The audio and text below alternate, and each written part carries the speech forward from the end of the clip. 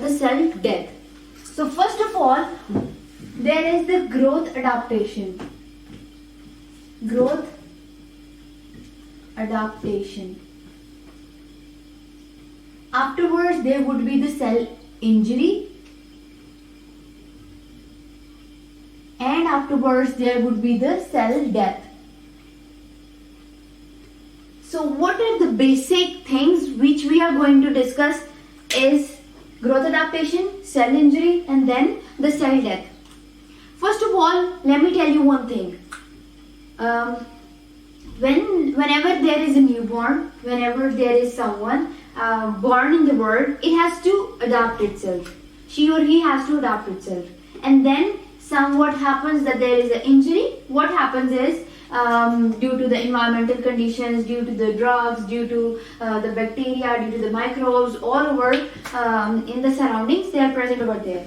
Then if he or she gets sick or injured, then we give drugs to them, or like its immunity goes back and it adapts itself. He or she becomes better then. So this is the reversible process. It can go back from cell injury to that of the growth adaptation. If the cell is formed, then if it becomes injured, then what happens is it can also be reversible. What happens if there is no reversibility? That if the cell is injured and it is too much injured, that what happens? The cell has to undergo the process of death. Okay, it doesn't need to be grown anymore, because once it has been destroyed, once it has been injured to the level that it cannot perform the well duties, it cannot bear the physiological stress, it cannot bear the chemical stress, or if it cannot bear any kind of stress, then it has to undergo the death process. So the series of lecture we are going to discuss is about how the cell gets adapted, then how the cell gets injured, and then afterwards we will get to know if there is injury and it's irreversible injury, and then where it goes to the process of cell death. First of all, if we talk about the growth adaptation. In growth adaptation, we say that what is the basic concept?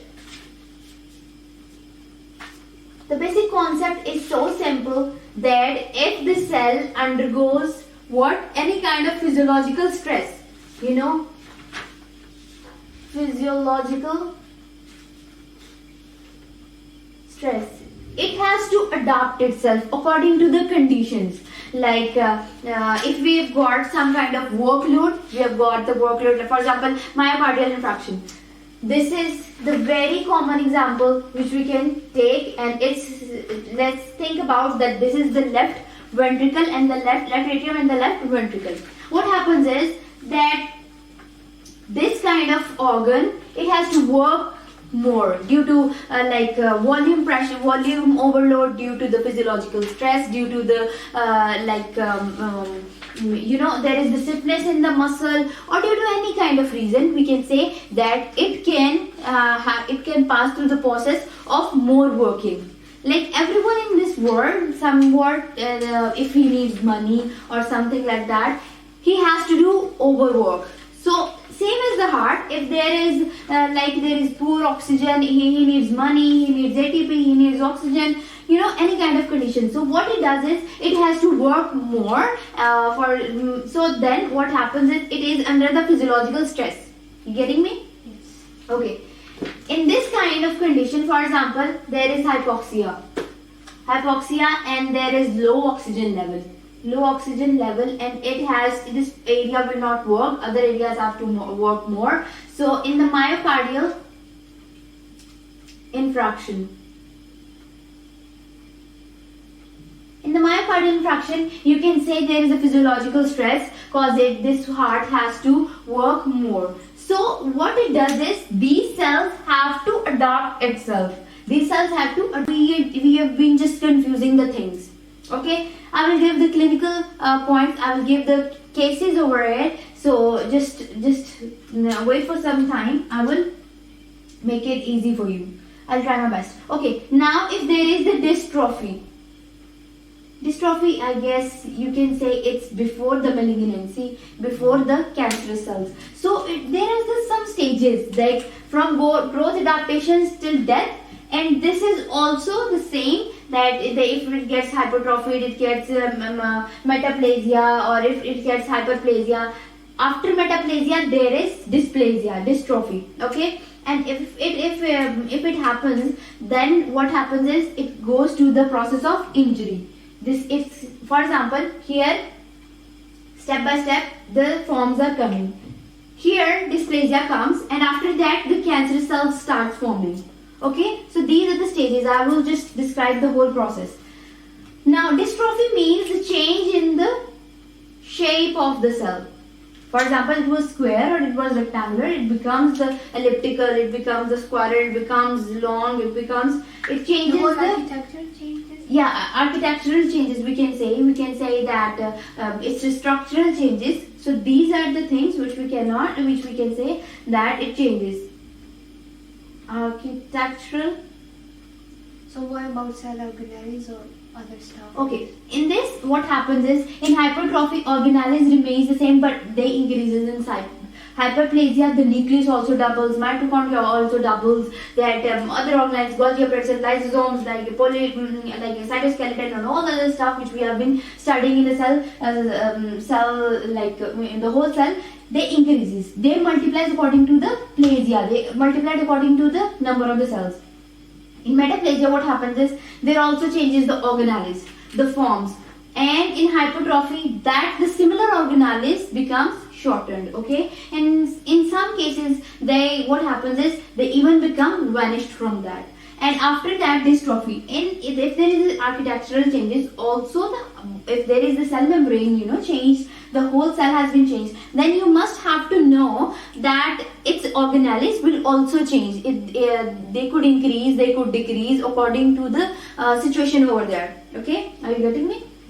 So this was the introduction about which we were discussing about the growth adaptation. So to summarize the thing, we can say that increased physiological stress, decreased physiological stress, or the increase or decrease in the work function, these condition happens. And after that, they will adapt itself. This normal cell, which we are saying that, let's suppose this normal cell adapt to this according to the need. And what happens that if it is not working, like adaptation is not working, it's not giving the proper response of the cell, the body needs to be, like the body says, okay, now the cell has been injured. You have to go through the process of necrosis or apoptosis, like the cell death. We will discuss these things further on. But to some extent, the body tries that our cells must not be injured. And if they are injured, then what happens is it tries to just repair itself. Then it tries to repair the cell. Okay, this was all about the basic things about the growth adaptations. Now let me describe step by step what actually hypertrophy and hyperplasia and what they actually mean. So number one is hypertrophy.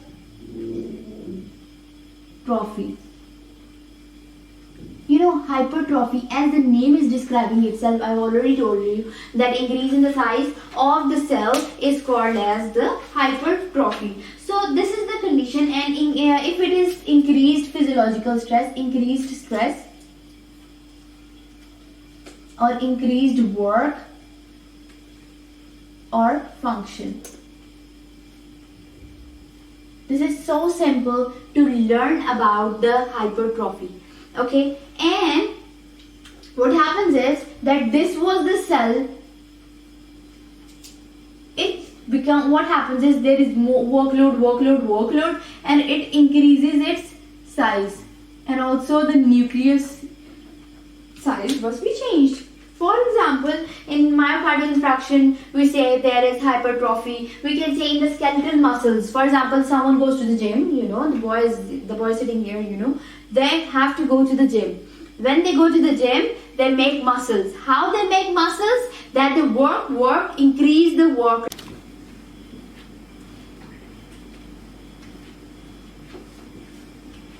So what we were discussing about, it was about the hyperplasia, and I asked you the question that what are the examples of hyperplasia? That increase in the stress, increase in the work or the function, increase in the size of the cells, and not in the size of the cells, pardon. It's the increase in the number of cells. So this was about the hyperplasia.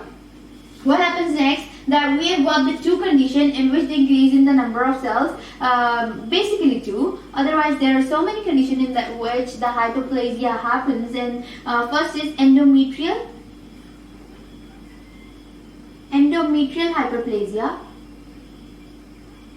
and the second condition is benign prostate hyperplasia. These are the two conditions. This is in the females. Of course, prostate is present in the males, if I'm not wrong. So benign prostate hyperplasia. We will study these things in detail. But let me make some space on the board so that I can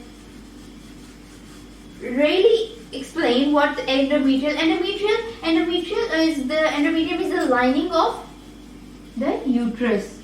As far as I know, that this is the lining after the myometrium. So actually it's 1 millimeter thick, and due to menses, like when there is a menstrual bleed, before that it could be 2 millimeter. But if it is greater than that, what happens is we can say there is greater than 5, then we can say there is endometrial hyperplasia. Okay, let me describe this thing. There is endometrial hyperplasia. So this is the condition in which we can say there is the increased endometrial size, and then it's not the size, it's the thickness of the endometrium. And why it happens is due to the hyperplasia, that is increased stress or increased work or increased function or increased hormonal changes. Their cell number increases. So this is the example of endometrial hyperplasia. Let me describe you the thing that, let me make a normal. What? This is the, you could have already been knowing that this is the femur, and then what happens is this is the uterus, and after uterus we have got the cervix, and then we have got the vagina. To make it more clear, to make it more understandable, I'm gonna make these the whole layers of the uterus so that you could not get confused in this disease or this disorder afterwards in your lives. So what happens is this is the vagina. Let me write it for you. There is the external os, and then there is this here. There is the internal os present, and this is the cervix, and what happens is we have got another thing. This is the myometrium. This is the endometrium, which we were talking about from very far lately in the example of hyperplasia. Then what happens is this is the femur, this is the ampulla. So you must also know the basic anatomy of the female reproductive system. This is the isthmus, and this is the uterus, and this is the orifice.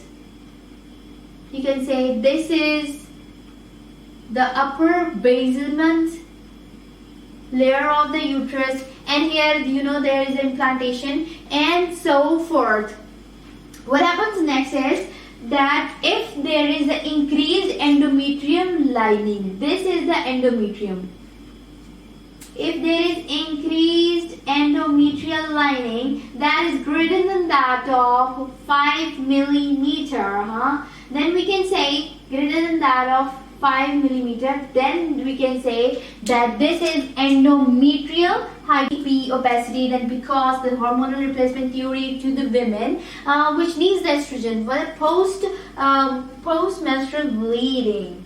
now what happens is another condition we can call as the tumor cells. Some of the tumor cells releases the estrogen. It forms estrogen, and we can say to some extent by further degradation or formation, it releases some kind of substances which leads to the increase in the estrogen. So this is another condition in which we can say that endometrial hyperplasia also happens.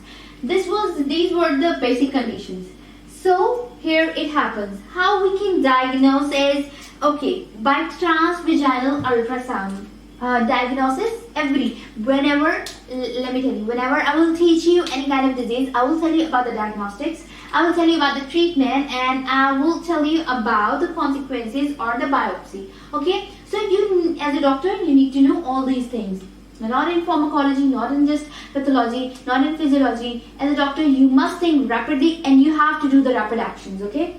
So whenever there is estrogen level high in our body, No, it's not in the normal conditions, Every female have got different cycles. Every female has got something like hormonal stress. Every female has got some kind of physiological stress or the mental stress. So estrogen increases or decreases according to the levels. That's why menstrual cycles becomes irregular, like polyuria and polymenorrhea. Actually, not the polyuria is due to the urine. It's because of the urine. So polymenorrhea and oligomenorrhea, it's just because of the estrogen increases or decreases. For example, estrogen increases, menstrual bleed delays. And what happens is, if estrogen decreases, then menstrual bleed, what happens is, there is menstrual bleed. So it depends upon the environmental conditions, physiological side, scene, and all the stuff like that. We will study in the menstrual section. So if the estrogen increases, like to see that condition that is beyond far than the normal, like not normal. There are some ranges that estrogen must be like in this condition, in this range, but after that it becomes over present in our body. If it is present in that much extra amount that it leads to increase in the 5 millimeter thickness, greater than that, so then it leads to the endometrial hyperplasia. This was the condition. Then how you can diagnose? And what about pregnancy? Like what? What about pregnancy? Is it also an example of endometrial hyperplasia? No, we cannot say endometrial hyperplasia. We can say, because if there is the partial conceivement, you get, for example, you get the sperm, you get the fertilization, you get the zygote, you get the implantation, then endometrium for sure has to be increased to just give a proper hug to the baby. Otherwise, if there is no proper proper condition, there are no proper walls for the baby to be implanted, then what it does is implantation cannot happen. It will just go out through vagina. So there is no use of implantation or that mating. If you want to conceive, then the endometrium must have to just thicken for some time. It's just like a red carpet. If some big personality comes to our home or to our country or to some area, then what happens is we lay off some red carpets. So the same thing happens over there. It's a big thing. It's a big good news coming to our house. So if there is a big person coming to our house, you have to put some red carpets over there. So endometrial lining are just the red carpets for that of the new baby. You must have to welcome him or her, depending upon the gender of the baby. So what is the diagnosis? Diagnosis is so simple that you can do transvaginal ultrasound. Transvaginal ultrasound. Okay, for example, there is no menstrual bleed for some time. For a long time, there is no menstrual bleed. Then you can go to the gynecologist and you can ask about, and she can do certain tests, and diagnostics will be the transvaginal ultrasound. If it is greater than 5 millimeter, then it's normal. But if it is still more than that, 10 millimeter or 6 millimeter, then we can say that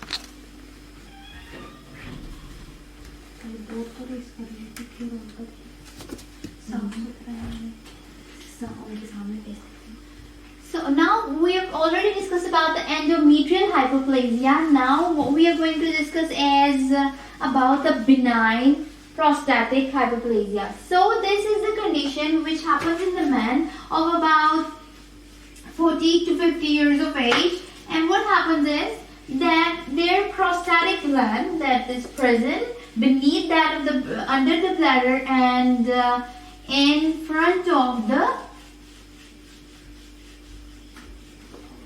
ureters. No. Urethra?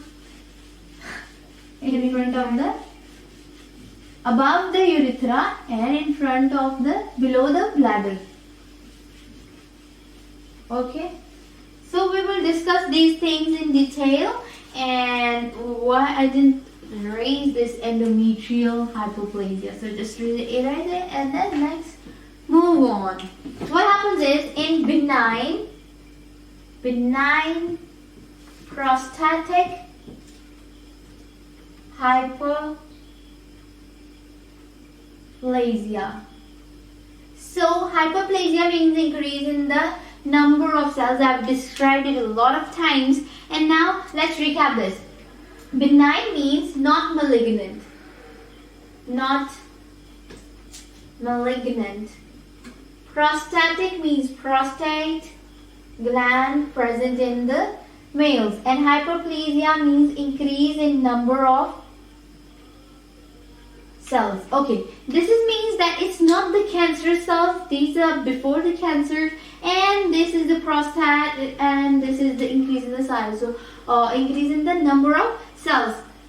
This is about the benign prostatic hyperplasia. What happens is it sets under the bladder and in front of the rectum.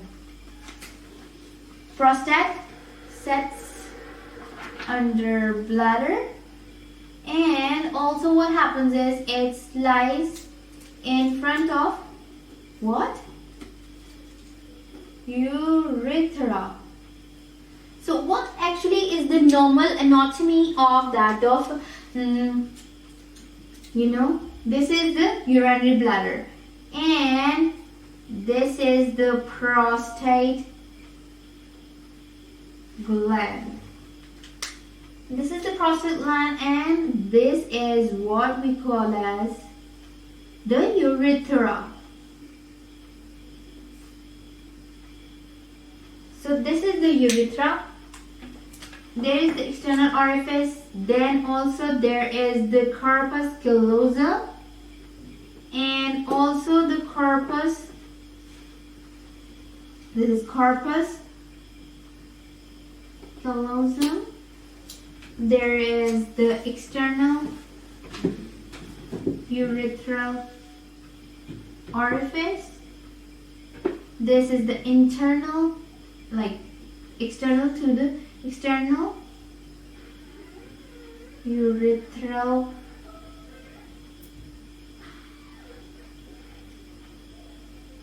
external to urinary bladder. This is internal urethral orifice. This is the external urethra, not the orifice, okay? This is the orifice. This is the prostate. And what happens is seminical vesicles and the ducts other than that they opens into here, and this is the prostatic urethra. And this is here, this is the penis. So this is the glans penis. This is the normal anatomy, we can say, of that of the penis or the male reproductive system.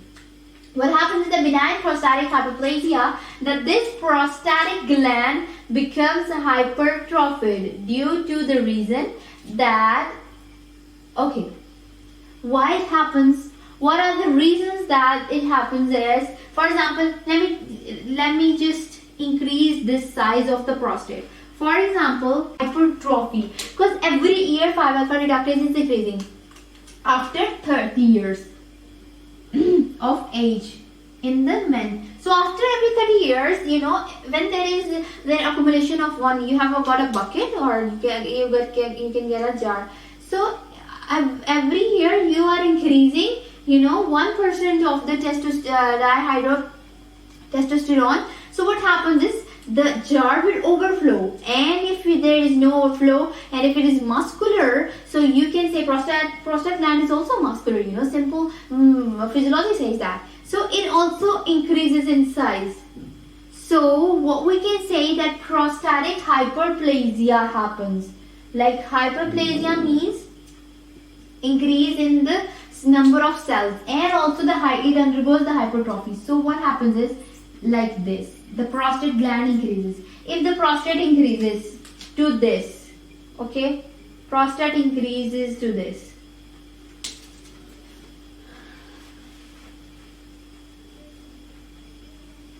Prostate gland has increased its size. What happens is there would be, you know, the gallbladder, not the gallbladder, urinary bladder. Urinary bladder will get the narrow opening. This will be narrow. This opening will be narrowed as compared to the young men. So what happens is young boys and the young adults, what happens is in the older ages it becomes narrower. So when there is urinary bladder don't get the chance to urinate, to pass the urine through it, they will get the dribbling. There would be pain, there would be sensation of urination again and again at night. So nocturia would be there. So what happens is that dribbling means drop by drop every time if there is no reflex, but there is a drop of urine every time, and there is trouble and hesitation in the urine and the stuff like that. In older patients, in older senior citizens, you can see that they get so confused and they get so irritated at night. What happens is they get the benign prostatic hyperplasia, because this is the normal thing. Because whenever every year you have been increasing the 5-alpha reductase. 5-alpha reductase is increasing every year. So prostate has to increase more. The urinary bladder will get the smaller area, and prostate gets the larger area. So for example, let me describe you. This is the normal urinary bladder. It was like this. This is the urethra. Like it can pass the urine when there is a reflex, it can pass through urine. But when due to the prostatic hyperplasia, this urinary bladder will get the stenosis, or we can say that there will be the hole remains the smaller than that it was the previous one. What happens afterwards is it becomes so narrow that there would be the pain, there would be the dribbling, there would be the nocturia and all the stuff like that, because there will be a smaller space. So this leads to the pain, defecation, and the stuff like that. So this was about the thing. This is normal to the patients with the 50 to 60 or more years. Okay, this was the condition. So what will be the treatment? Here comes about the treatment. So BPH started from 30 years. It depends upon, but after 50 years it actually happens. Okay, after 30 years it starts to increase the 5-alpha reductase and starts to decrease the testosterone. So for anything to happen, for any disease to happen, it will take time. So it will take 10 to 15 more years to develop the benign prostatic hyperplasia. What happens is in the treatment we give finasteride. Okay, finasteride, in number one, finasteride, what we can do, that finasteride is used to increase, it is used to decrease the hyperplasia of the prostate gland, that it reduces the 5-alpha reductase. It reduces the 5-alpha reductase production, and if there is no 5-alpha reductase production, then prostate must not be grow, because there is no 5-alpha reductase. So this is also used in the hair loss. When there is a hair loss, like in the management of the hair loss, if there's some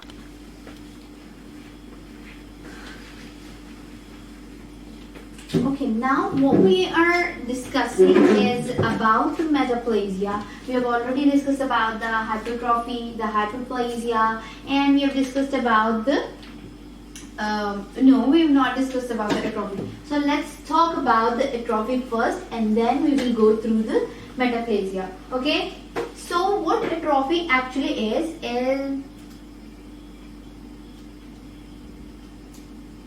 atrophy. Atrophy means if there is the decreased or disuse or the misuse, decreased in the function,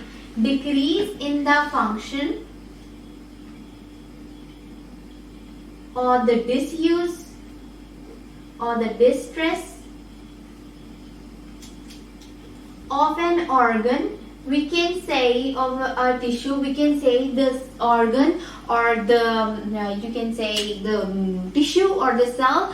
What it can do, it can undergo through the process of atrophy. For example, if the limbs are not working for a long time, for a very long time, then they undergo the hypertrophy process. And another condition in which we say that the decrease in the cell number occurs via apoptosis. In atrophy, what does it happen? There is decrease in number of cells via apoptosis. By the process of apoptosis, we can say that there is the process called as the atrophy.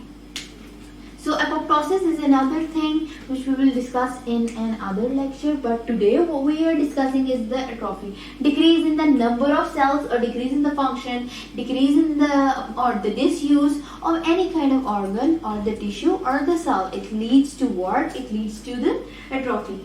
And it happens by the two ways. Atrophy happens by two ways. For example, here is atrophy. We can say it happens by two ways. That is lysosomal degradation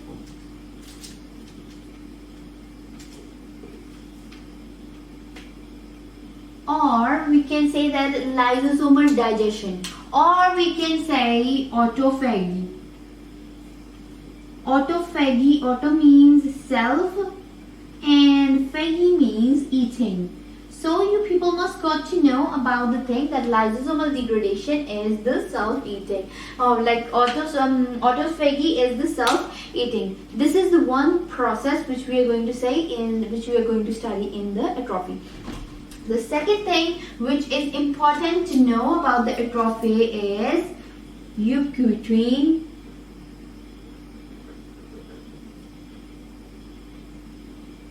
protease pathway.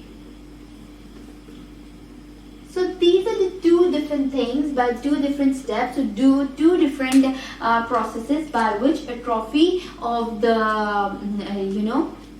atrophy of any organ or any tissue or any cell happens. Are you getting me? Yes. Okay, so what happens is that in lysosomal degradation, if the cell is not being worked or no ATP has been utilized, ATP is not being utilized. So what mitochondria does? Mitochondria does is that it will produce more and more and more ATP and it's not being used. So lysosomal enzymes are released by the lysosomes. That is acidic anhydrase, lysosomatic enzymes. It will be in absence of ATP.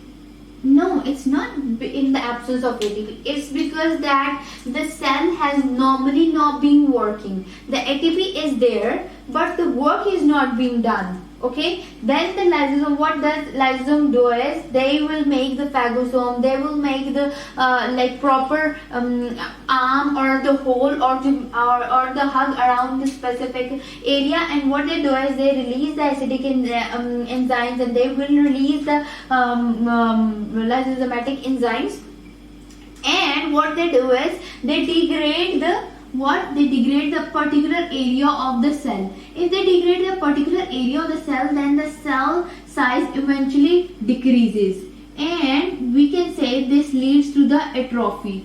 have to be a rocket scientist to just diagnose this disease. So vitamin A deficiency is also very dangerous. Now what happens is we have got the another condition of which is also an example of metaplasia, cause there is a change in the form of the cells, and then is myostatic ossificans.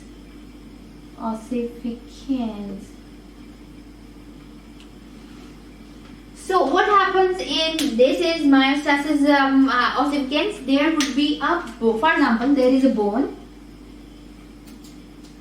And just near to that there forms a bone-like structure. Not the exact bone, but bone-like structure. We can say myostatic ossificans, and there is another condition. Because this was the muscular cell, okay, but they changed into the bone cell. So this is the example of metaplasia. So this condition is known as myostatic ossificans, and there is another condition which is called as not called as, but here which with the exactly attached to the bone. This is the muscle exactly attached to the bone. So in the scans or the X-rays, you can get to see that. So this condition is known as myostatic ossificans.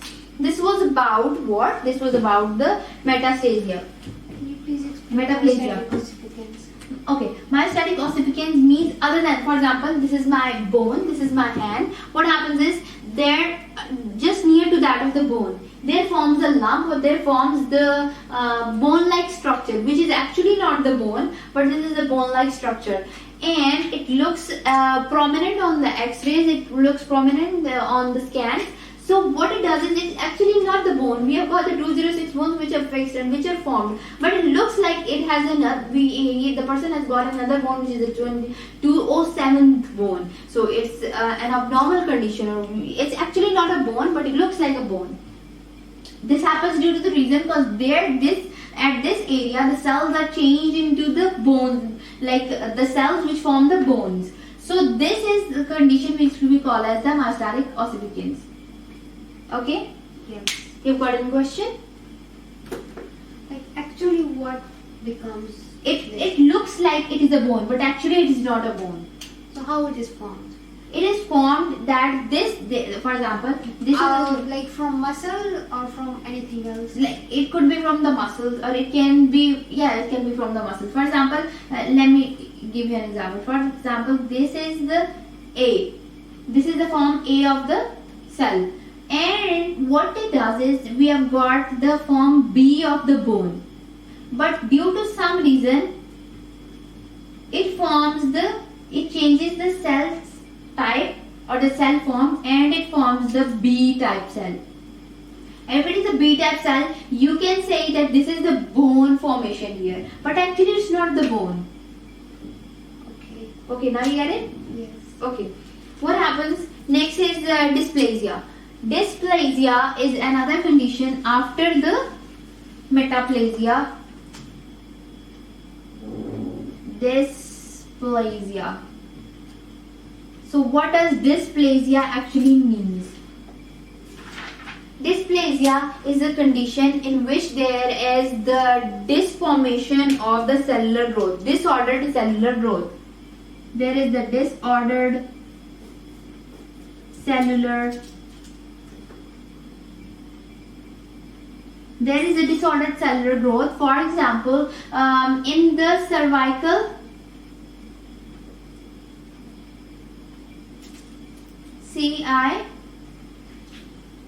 what it does is cervical intraepithelial neoplasia. Cervical intraepithelial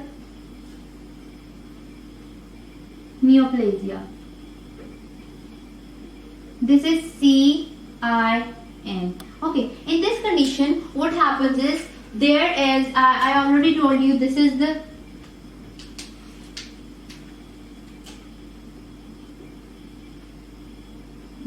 the uterus, and here we get to know there is the cervix, and then there is the vagina. Okay, what happens is this is the internal os, and there is the external